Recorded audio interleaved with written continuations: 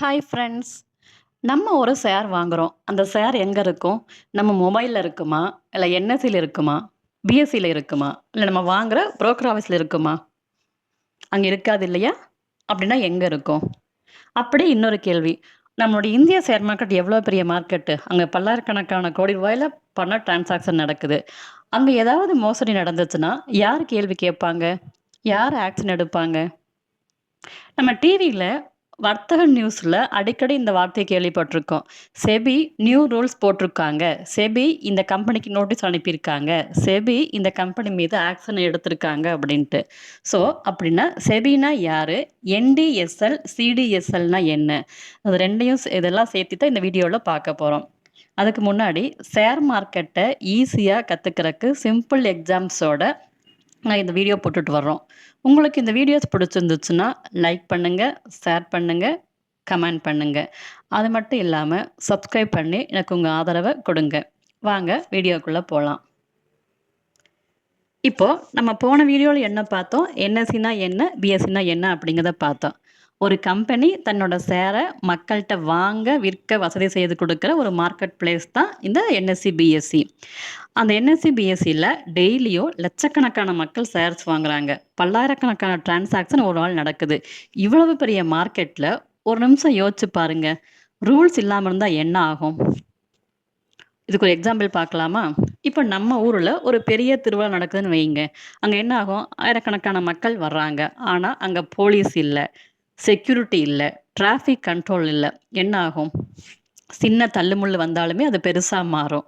சண்டை பெருசாகும். திருடு திருடுவாங்க. இந்த மாரி குட்டி குட்டியா நடந்து கடைசில அது பெரிய குழப்பமா ஆகும். அதனால தான் அங்க போலீஸ் இருக்கும். அது மாரி தான் ஷேர் மார்க்கெட்டும். ஷேர் மார்க்கெட்ல எல்லாம் ஒழுங்கா இருக்கணும். அத பாதுகாக்கத்தான் இந்த செபி அப்படிங்கிற அமைப்பு உருவாச்சு. இந்த செபி என்ன பண்ணுது அப்படிங்கிறதையும் பார்க்கலாம்.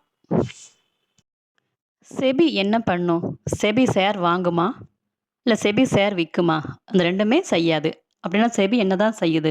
ஒரு சின்ன எக்ஸாம்பிள் சொல்றேன் பாருங்க. நம்ம ஊர்ல இருக்க கவர்மெண்ட் ஸ்கூல் எடுத்துக்கோங்க. அந்த ஸ்கூல்ல ஒரு ஹெட் மாஸ்டர் இருக்காரு. அந்த ஹெட் மாஸ்டர் என்ன பண்ணுவாரு? டெய்லி ஒவ்வொரு கிளாஸ்க்கா போய் மேத்ஸ் எடுப்பாரா? சயின்ஸ் சொல்லிக் குடுப்பாரா? தமிழ் சொல்லிக் குடுப்பாரா? அப்படின்னா அவருக்கு வேலை இல்லையா? ஆனா இருக்கு. என்ன வேலை? டீச்சர் சரியா கிளாஸ் எடுக்குறாங்களா? ஸ்டூடண்ட்ஸ் ஒழுங்கா இருக்காங்களா? எக்ஸாம்ஸ்லாம் ஒழுங்கா நடக்குறாங்களா? ஸ்கூல் ரூல்ஸ் ஃபாலோ பண்றாங்களா? இதையெல்லாம் கவனிக்கிறது தான் ஹெட் மாஸ்டர். அதே மாரி தான் ஷேர் மார்க்கெட்ல எல்லாத்தையும் கவனிக்கிறது செபி. ஸ்கூல்ல ஹெட் மாஸ்டர் இருக்க மாரி share market headmaster SEBI தான். ஓகேங்களா? செபின்னா securities and exchange board of India. என்னங்க பேர் கொஞ்சம் லாங்கா இருக்கா? அதனால தான் சுருக்கமா செபி. ஓகேங்களா? இப்ப செபி அப்படின்னா ஷேர் மார்க்கெட்ட கண்காணிக்கிற ஒரு அமைப்பு. அவ்வளோதான். ஈஸியா ஞாபகம் வச்சுக்கோங்க. ஓகே. இப்போ ஒரு கொஸ்டின் உங்களுக்கு வரலாம் இல்லையா? இப்படி ஒரு அமைப்பு ஏன் தேவைப்பட்டுச்சு? ஏன்னா, எந்த இடத்துல பணப்புழக்கம் அதிகமா இருக்கோ, அந்த இடத்துல ஏமாத்தவும் சில பேர் முயற்சி பண்ணுவாங்க. மோசடி நடக்கவும் வாய்ப்பு இருக்கு. நம்ம இந்திய ஷேர் மார்க்கெட்ல இதுக்கு முன்னாடி பல வரலாறு இருக்கு. ஓகேங்களா? ஸோ இது வந்து ஷேர் மார்க்கெட்க்கு மட்டும் இல்ல. எந்த பிசினஸா இருந்தாலும் இப்படித்தான் இருக்கும். ஒரு எக்ஸாம்பிள் பாருங்க. இப்போ ஒருத்தர் வந்து ஒரு நிலத்த காமிச்சு, இந்த நிலம் இன்னும் 2 மாசத்துல டபுள் ஆகும் அப்படின்னு சொல்றாருன்னு வைங்க. எல்லாரும் என்ன பண்ணுவாங்க? வாங்குவாங்க. ஆனா கொஞ்ச நாள் கழிச்சு தான் புரியும். அது அவர் சொன்னது பொய்யி. அப்ப என்ன ஆகும்? பணம் போட்ட எல்லாத்துக்குமே பணம் போயிடுச்சு. இப்படி நடந்துச்சுன்னா என்ன சொல்லுவோம்? ஏமாந்துட்டோம், ஏமாத்திட்டாங்க அப்படின்னு சொல்லுவோம். அதே மாரி ஷேர் மார்க்கெட்லயும் சில பொய்யான தகவல பரப்பி, அதாவது இந்த ஒரு கம்பெனி ஒரு பேர சொல்லி, இந்த கம்பெனி 1 மாசத்துல அதோட பிரைஸ் இவ்வளோ போகும் அப்படின்னு சொல்லுவாங்க. அத நம்பி நெறைய பேர் வந்து வாங்குவாங்க. என்ன ஆகும்? பிரைஸ் ஏறிடும். அந்த சமயத்துல அந்த தவறான தகவல சொன்னவங்க அந்த ஷேர்ஸ வித்துட்டு அவங்க போயிடுவாங்க. நம்பி ஏமாந்தவங்க யாரு? நம்மள மாரி சாதாரண மக்கள் தான். ஸோ நஷ்டம் யாருக்கு? நமக்கு தான். அதனால தான் வந்து இந்த மாரி மோசடிகள குறைக்கிறக்காக, மக்கள பாதுகாக்கிறக்காக, ஷேர் மார்க்கெட் நியாயமா இயங்கணும் அப்படிங்கிறதுக்காக தான் செபி உருவாக்கப்பட்டுச்சு. இத இன்னும் ஈஸியா புரிஞ்சுக்கிறதுக்காக இன்னொரு எக்ஸாம்பிள் சொல்றேன். நம்ம கிரிக்கெட் மேட்ச் பார்க்குறோம். பேட்ஸ்மேன் இருக்காங்க, பவுலர்ஸ் இருக்காங்க, ஃபீல்டர்ஸ் எல்லாரும் விளையாடுறாங்க. ஆனா அம்பயர் இல்லன்னா என்ன ஆகும்?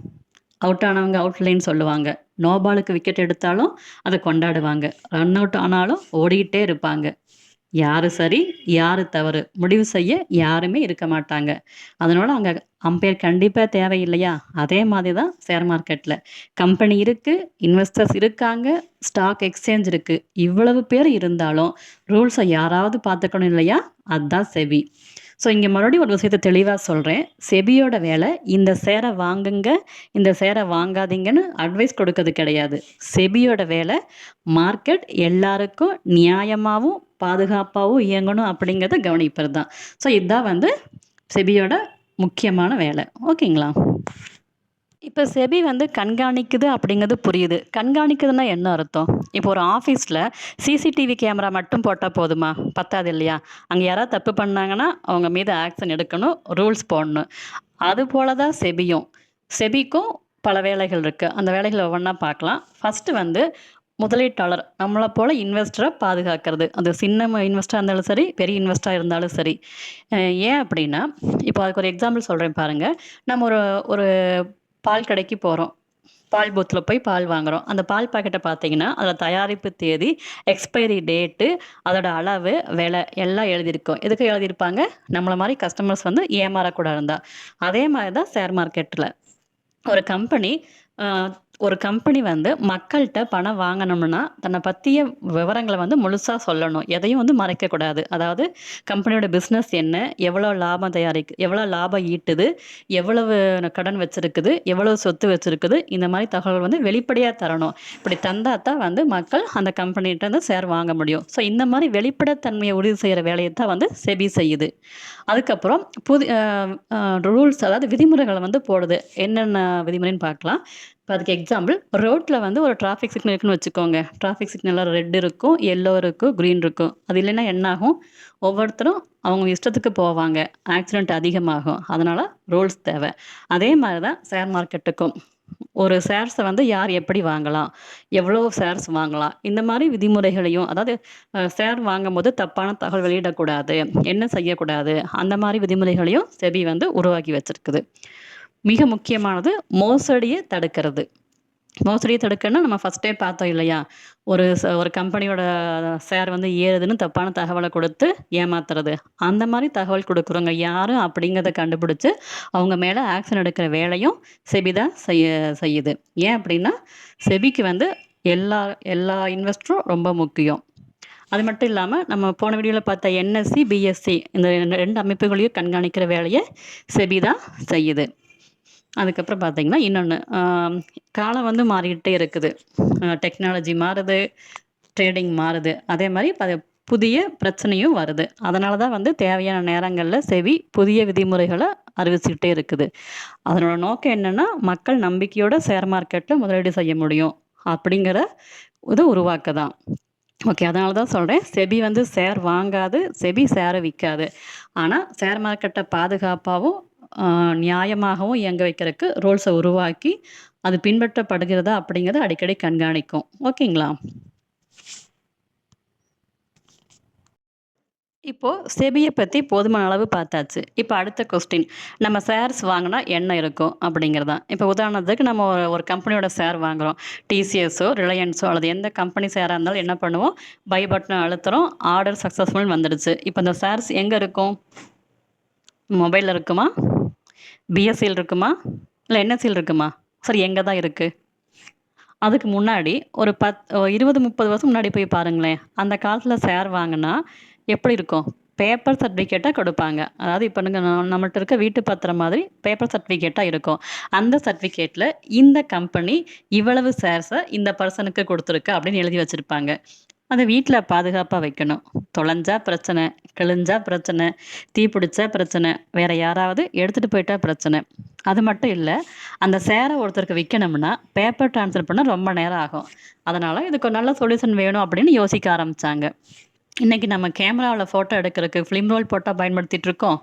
எல்லாம் எப்படி எடுக்கிறோம்? மொபைல்ல எடுக்கிறோம். அது எப்படி சேவ் ஆகுது? டிஜிட்டலா சேவ் ஆகுது. அதே மாரி தான் ஷேர்லயும் பேப்பர்ல இருந்து டிஜிட்டலா மாற ஆரம்பிச்சாங்க. அந்த டிஜிட்டலுக்கு பேரு தான் வந்து டெபாசிட்ரி. அந்த டெபாசிட்ரி பற்றி சொல்லணும்னா, அ டெபாசிட்ரில பார்த்தீங்கன்னா, ஷேர் வந்து டிஜிட்டலா அங்க ஷேர் ஆயிருக்கும். டிஜிட்டல் ரெக்கார்டு தான் டெபாசிட்ரி. அப்போ நம்ம வீட்ல வீட்டு பத்திரம், நெறைய நகை இருக்கு அப்படின்னா நம்ம எங்க வச்சிருப்போம்? கையில வச்சுட்டே அலைய மாட்டோம் இல்லையா?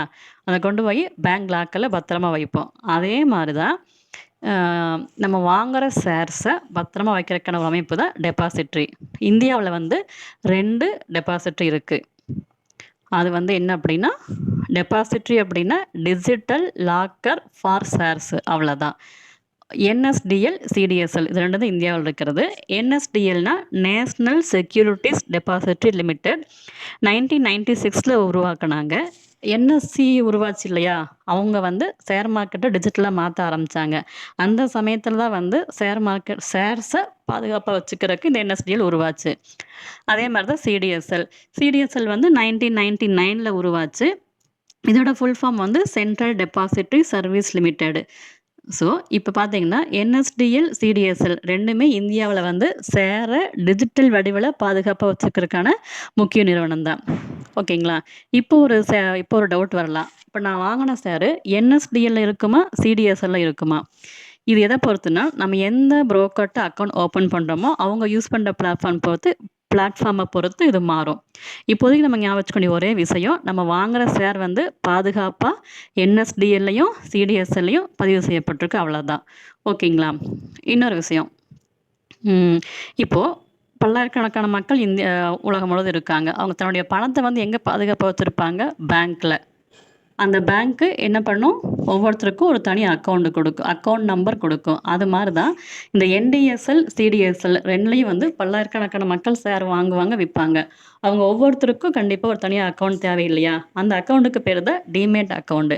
இந்த டீமேட் அக்கவுண்ட் மூலமா தான் நம்ம ஷேர் வாங்கவோ, விக்கவோ முடியும். நெக்ஸ்ட் வீடியோல டீமேட் அக்கவுண்ட்னா என்ன அப்படிங்கிறத பார்க்கலாம். ஓகேங்களா? இந்த வீடியோஸ் உங்களுக்கு பிடிச்சிருந்தா லைக் பண்ணுங்க, சப்ஸ்கிரைப் பண்ணுங்க. உங்க ஆதரவ எனக்கு குடுங்க. ஏதாவது சந்தேகங்கள் இருந்துச்சுன்னா, தவறாம எனக்கு சொல்லுங்க. நான் உங்களுக்கு ரிப்ளை பண்றேன். Thank you.